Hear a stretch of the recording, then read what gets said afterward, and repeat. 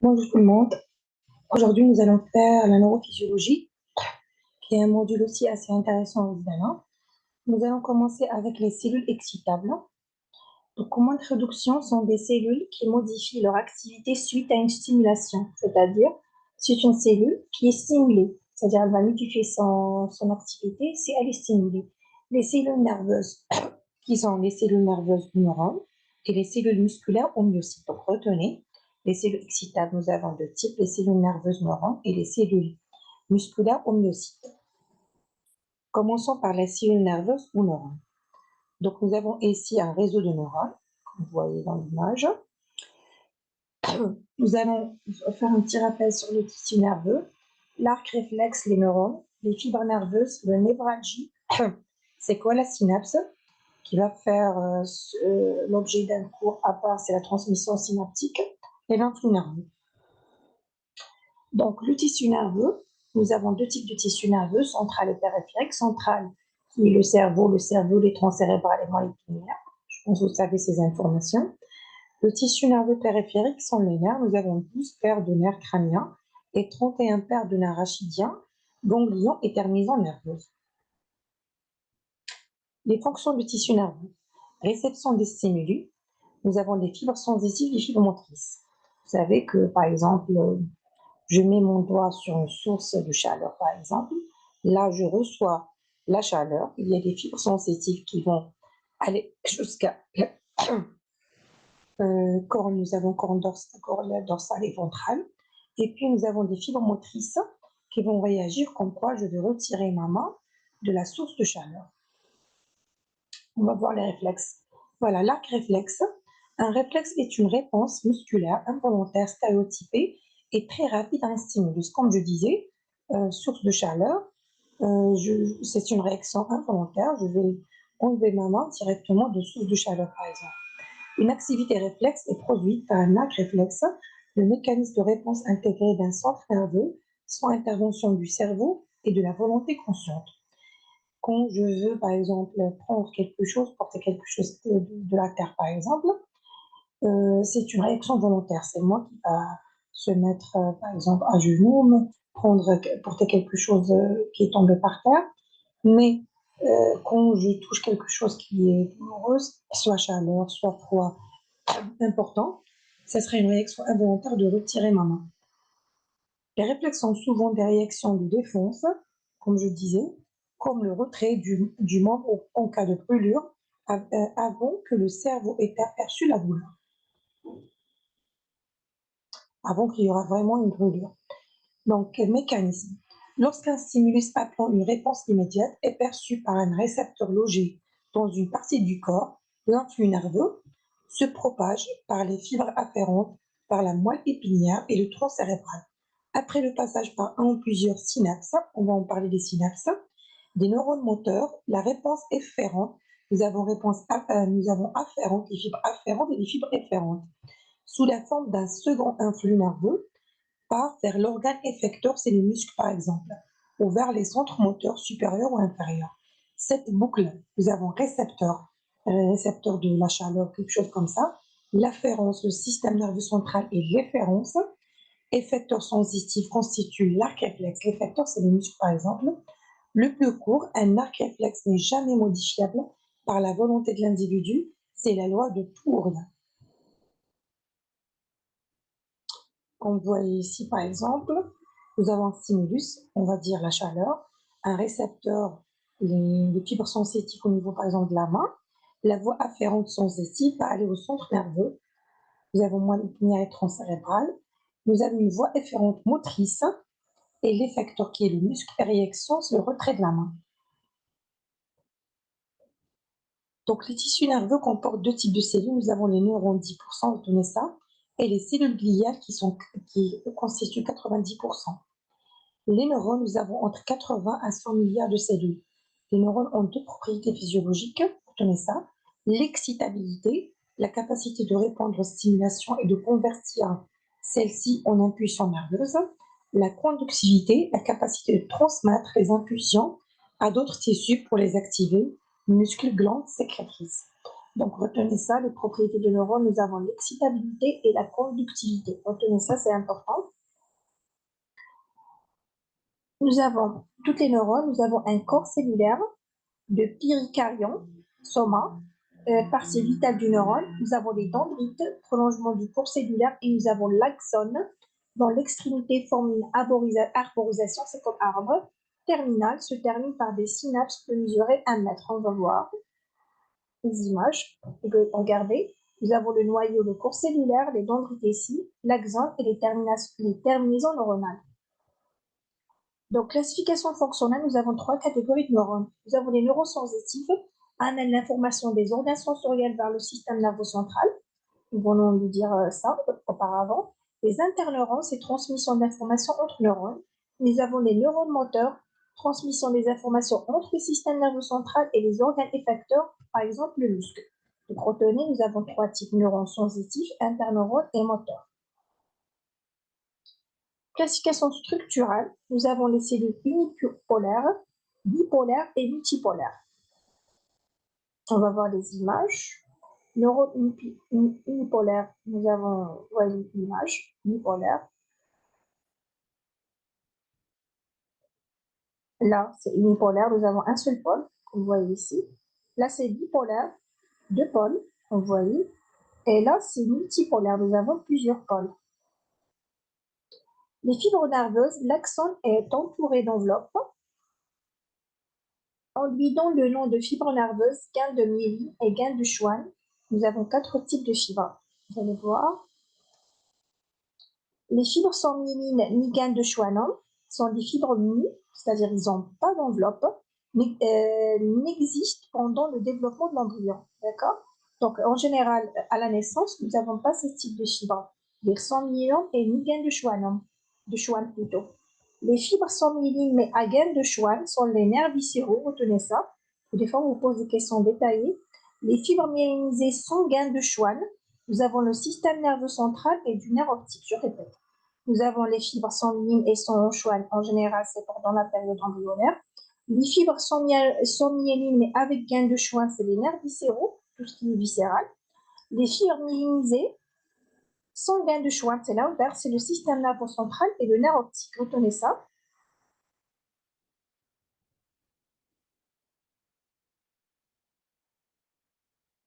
Les fibres myélinisées avec gain de Schwann, donc ce que nous avons dit au niveau du système nerveux central nerf optique, possèdent une gaine de myéline, une gaine discontinue, entrecoupée du nœud de Ranvier, on va voir l'image, plus gaine de Schwann, transmission rapide. Bon, là, excusez-moi, c'est pas le troisième, c'est myélinisé avec gaine de Schwann, c'est-à-dire les deux. On voit ici, nous avons myéline sans gaine. Myéline sans gaine, c'est système nerveux central et nerf optique. Et là, c'est les deux. Myélinisé avec gaine de Schwann. Possède une gaine de myéline, gaine discontinue, entrecoupée du nœud de Ranvier, on va voir dans l'image, plus gaine de Schwann, transmission rapide de l'influx nerveux, on va voir. Bon, regardez ici, nous avons le nœud de Ranvier, c'est ça, parce que c'est une gaine discontinue. C'est une gaine discontinue qu'on voit ici. Là, c'est le nœud de Ranvier. Bon, là, c'est la structure du neurone. Nous avons les neurofibrils ici, corps de micelle. Là, c'est dendrite. Nous avons noyau ici au centre, l'axone. Nous avons fibre avec gain de myéline, ici, substance blanche. Et nous avons la myéline qui est en noir.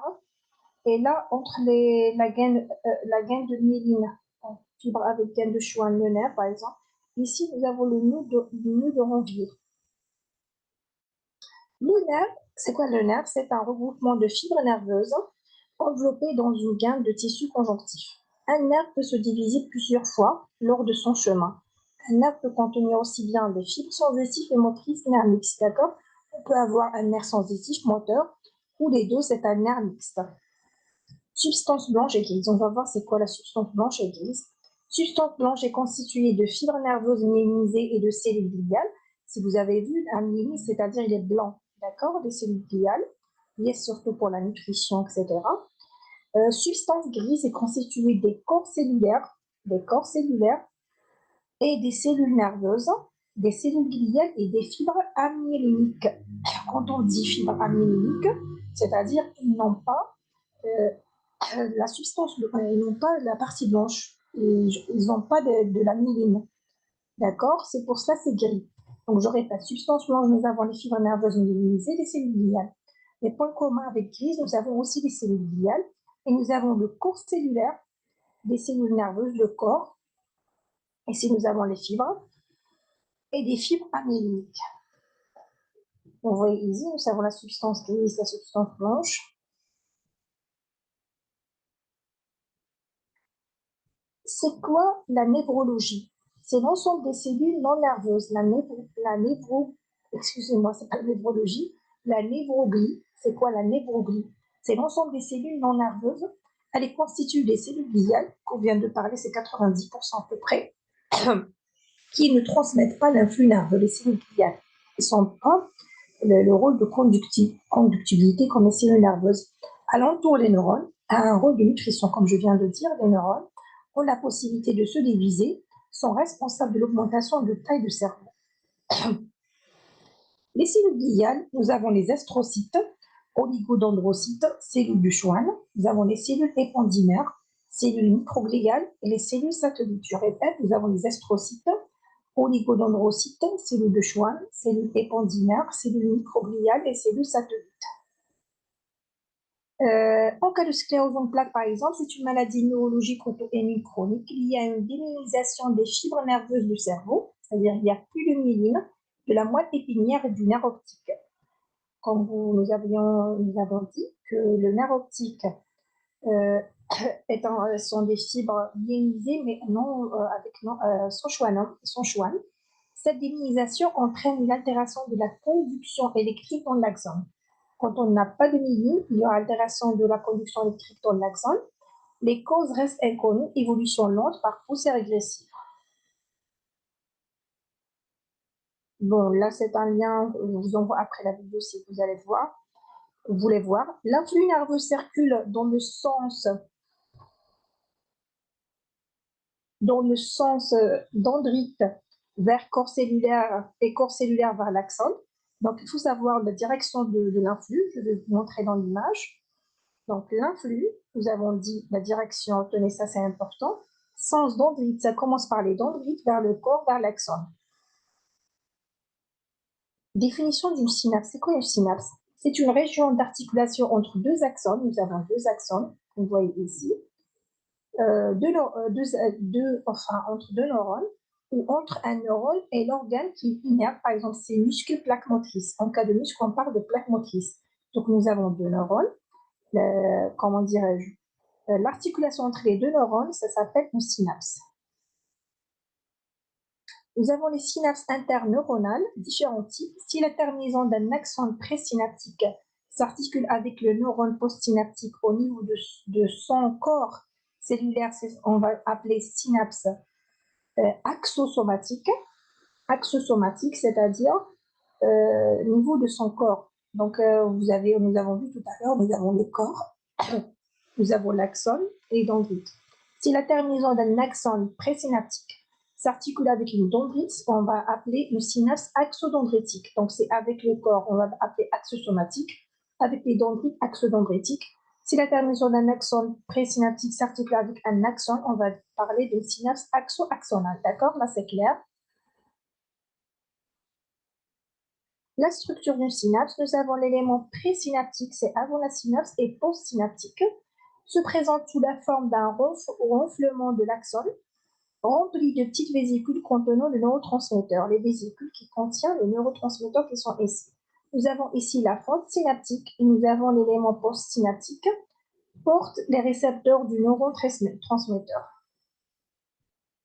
La synapse, on distingue deux types de synapses. Nous avons synapse chimique qui utilise des neurotransmetteurs pour transmettre l'information et nous avons une synapse électrique. Le signal est transmis électriquement par l'intermédiaire d'une jonction communautaire peu répandue. Donc, les deux types de synapses, nous avons la synapse électrique et synapse chimique. Je répète, électrique. Le signal est transmis électriquement par l'intermédiaire d'une jonction communautaire peu répandue. Vraiment, c'est pas très fréquent. Chimique, oui, il est fréquent. Donc, utilise des neurotransmetteurs qui transmettent l'information. Le fonctionnement d'une synapse, la membrane présynaptique possède des canaux calciques.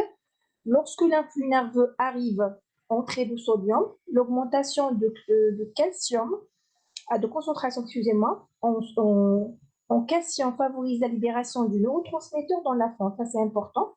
Le calcium joue un rôle très important dans la transmission synaptique. Le neurotransmetteur se fixe sur son récepteur spécifique sur la membrane postsynaptique, puis est détruit. Donc, je répète, nous avons une membrane présynaptique qui ont des canaux calciques. Donc, l'influx nerveux arrive. Il y a beaucoup d'entrées de calcium. L'augmentation de calcium va favoriser la libération des neurotransmetteurs dans la fente. Et puis, dans la fente, ils vont se diriger par des récepteurs spécifiques sur la membrane postsynaptique. Puis, il est détruit. Donc, les neurotransmetteurs, nous avons l'acétylcholine, la dopamine, noradrénaline, GABA et sérotonine. Vous devez retenir ça. Nous avons l'acétylcholine, la dopamine, noradrénaline, GABA et sérotonine. Bon, je vous envoie après les liens de vidéo pour voir. Concernant la transmission de l'influx nerveux, est une activité électrique transmise le long d'un axone sous la forme d'une séquence de potentiel d'action. On va voir c'est quoi le potentiel d'action. Dans une cellule au repos, il existe une différence de répartition des ions entre les milieux intra-extracellulaires. Nous avons les canaux ioniques bande NaK+, différence de charge, membrane polarisée, c'est le potentiel de repos moins 70 microvolts. Donc il faut savoir, dans l'état de repos, il y a une différence des ions entre les milieux intra-extracellulaires. Nous avons des canaux ioniques qui n'importent NaK+. Là, c'est important de retenir, nous avons le potentiel de repos qui est de moins 70 microvolts. On va voir c'est quoi le potentiel d'action. Transmission d'influx nerveux. Regardez, nous avons membrane de l'axone. On va calculer la différence de voltage entre le milieu intra-extra. On va trouver moins 70 microvolts. Transmission de l'influx nerveux lorsque le neurone reçoit un stimulus. Ouverture de canaux sodiques, voltage dépendant. Entrée massive d'ion Na+, donc le sodium va rentrer. Regardez ici. Bon, on va voir notre image. Donc le sodium va rentrer au milieu intracellulaire. La polarité de la membrane s'inverse, donc dépolarisation. Donc il n'y aura pas ça. Ici, par exemple, à l'intérieur, nous avons moins et là c'est plus. Donc il y aura une inversion. Donc ça va inverser, ça va être moins plus. Ce qu'on appelle dépolarisation. Ou ça va être équivalent. Par exemple, ici nous avons plus et moins. Ça va être dépolarisé, ce qu'on appelle dépolarisation. Fermeture du canal Na+, et ouverture des K+, le K+ sort de la cellule, repolarisation. Donc, pour trouver aussi, après dépolarisation, pour retrouver l'équilibre, nous avons rentrée de Na+, Na+, c'est un ion positif, pour repolariser de nouveau, c'est-à-dire qu'il y aura une différence de polarisation entre les deux milieux intra-extra. Nous avons ici plus et ici moins. Si le plus est rentré ici, donc il y aura une dépolarisation, c'est-à-dire ici plus et ici plus. Pour retrouver l'équilibre et ce qu'on appelle repolarisation, le K+ doit sortir de l'intérieur vers l'extérieur. Sort de la cellule, c'est-à-dire repolarisation, ouverture prolongée des canaux K+, hyperpolarisation. Si K+, les canaux ne vont pas se fermer, il y aura une hyperpolarisation. Fermeture de tous les canaux, le potentiel de membrane revient au potentiel de repos. Tout ça, ce qui s'est passé, c'est le membrane d'action. Rétablissement des répartitions des ions par la pente Na plus K+, ils vont se rétablir. Cette variation du potentiel de membrane s'appelle potentiel d'action, ce que je viens de dire. Donc, comme vous voyez ici, nous avons toutes les étapes dont je viens de parler. Vous pouvez les voir tranquillement.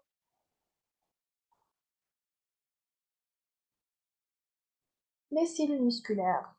Le tissu musculaire, nous avons fonction, on va parler des fonctions de mouvement. Les tissus musculaires sont parfaitement vascularisés et nervés. Donc, les propriétés du tissu musculaire, l'excitabilité et l'excitabilité, c'est prendre les tissus, les neurones, réaction et stimulation. La contractibilité, capacité à se raccourcir sous l'effet d'un stimulus. L'élasticité, reprendre sa forme initiale lorsque s'arrête la contraction. La tonicité est la propriété du muscle à être dans un état permanent de tension. Tonus musculaire. Donc, retenez ça, les propriétés des muscles. Nous avons vu propriété du neurone 2, excitabilité et la conductibilité. Pour le neurone, nous avons excitabilité, contractilité, élasticité et tonicité. Nous avons le muscle strié squelettique, le muscle lisse et les tissus musculaires cardiaques, ça c'est les types. Pour le muscle strié squelettique, on va commencer avec ça. C'est ça à peu près son aspect, en image. Nous avons, c'est la contraction volontaire. Il est rattaché au squelette, comme les biceps, triceps et tous les muscles que vous connaissez. Il intervient dans le maintien postural et assure le mouvement des membranes. Fibres musculaires ou myocytes ou rhabdomyocytes, actine et de myosine. Donc, il y a l'actine et le myosine. La myosine, on va voir tout ça. Fibres musculaires striées sont des cellules longues et mesurées jusqu'à 20-30 cm. Elle a beaucoup de cytoplasme à contrôler ces multinucléés. Donc, voici une image. Nous avons la structure d'une muscle volontaire. Nous avons un faisceau de fibres musculaires. Nous avons des vaisseaux sanguins noyés de cellules musculaires. Nous avons le myofibrilles composé de filaments d'actine et myosine. Nous avons l'actine et myosine. Nous avons les fibres musculaires, cellules musculaires composées de myofibrilles. Et là, c'est les filaments d'actine et là, c'est les filaments de myosine. Le muscle est constitué de faisceaux de fibres musculaires. Donc, muscle, nous avons plusieurs faisceaux de fibres musculaires. Chaque fibre est composée de myofibrilles. Donc, il faut savoir muscle, fibre musculaire, myofibrilles. Myofibrilles, nous avons l'actine et myosine. L'actine et myosine sont des protéines contractiles, des protéines qui se contractent. Pour les protéines contractiles, nous avons 4 protéines principales. La myosine, c'est le filament épais. Actine. Actine et la tropomyosine et troponine sont des filaments fins. Donc, retenez que la myosine sont des filaments épais et actine sont des filaments fins. Bon, regardez ici, nous avons myofibrilles à disposition de plusieurs, regardez. Nous avons la disposition entre fibres d'actine et de myosine. Bon, nous avons la ligne Z. Et ici, une interposition de 2. Là, c'est un sarcomère. Nous avons ligne M et de ligne Z qui constituent le sarcomère et l'interposition entre l'actine et myosine.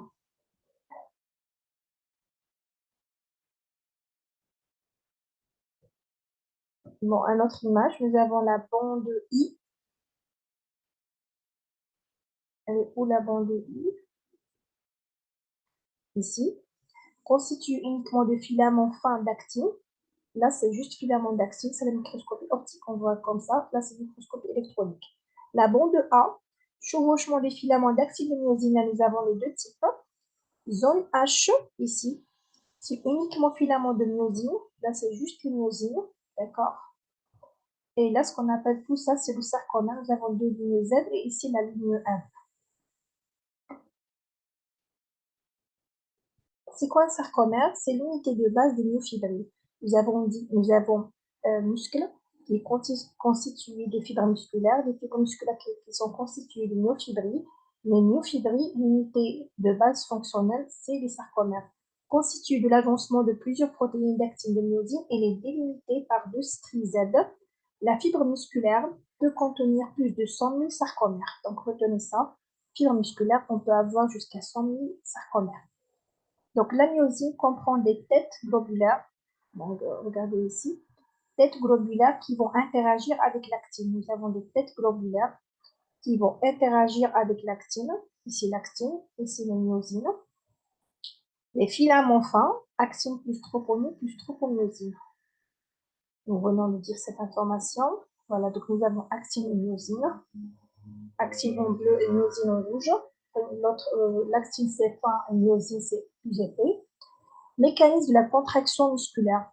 Glissement des filaments d'actine le long des filaments de myosine. Donc l'actine, qui sont des molécules, on voit ici fins, et ils vont se glisser le long des filaments de myosine, grâce à la structure des protéines de myosine qui présentent des têtes qui se lient à l'actine. La contraction nécessite de l'ATP et du CA+. Retenez ça. Donc, nous avons besoin de l'ATP et du CA+. Donc voilà, nous avons un peu plus de détails. Bon, je vais passer ça. La tropomyosine, c'est quoi la tropomyosine? C'est une protéine présente sur l'actine au niveau des sites de liaison de la myosine. Lorsque la cellule est au repos, elle cache les sites de fixation de la myosine sur l'actine. La troponine, c'est une protéine présente sur l'actine. Je vais juste donner l'information. Les deux sont des protéines qui se présentent sur l'actine. Au niveau des sites de liaison de la myosine, possède le site de fixation du calcium. Pour la troponine, c'est le calcium. Fixation du calcium entraîne un changement de conformation de la tropomyosine. Déclenchement de la contraction. Bon, je vous envoie après la PowerPoint. Vous pouvez rentrer dans les vidéos juste pour mieux comprendre. La, la contraction est sous le contrôle du système nerveux via les motoneurones.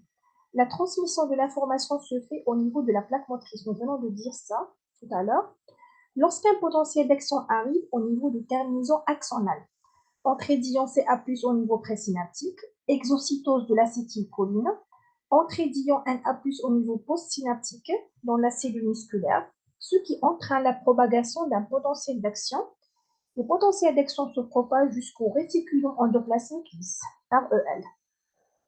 Donc, nous venons de dire ça. Nous avons le potentiel de repos. Pour avoir le potentiel d'action, il y aura l'entrée de Ca++ au niveau présynaptique, exocytose d'acétylcholine, c'est-à-dire les vésicules qui transportent les médiateurs membranaires, bon, on peut dire les neurotransmetteurs comme l'acétylcholine, et puis l'entrant des ions Na+, qu'on appelle la dépolarisation, va déclencher le potentiel d'action, et puis va se propager jusqu'au réticulum endoplasmique, et après il y aura la sortie de K++ pour avoir une repolarisation, et puis la fermeture de la pente Na plus K+, et retour le potentiel de repos. Potentiel d'action provoque la libération dans le sarcoplasme de Ca++ stocké dans le réticulum endoplasmique. Le Ca++ se fixe sur la troponine, changement conformation tropomyosine, fixation de la myosine sur l'actine. Les myofilaments glissent les uns par rapport aux autres. Les myofilaments d'actine glissent entre les filaments de myosine.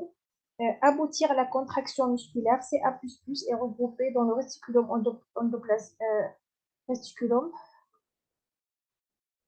endoplasmique lisse.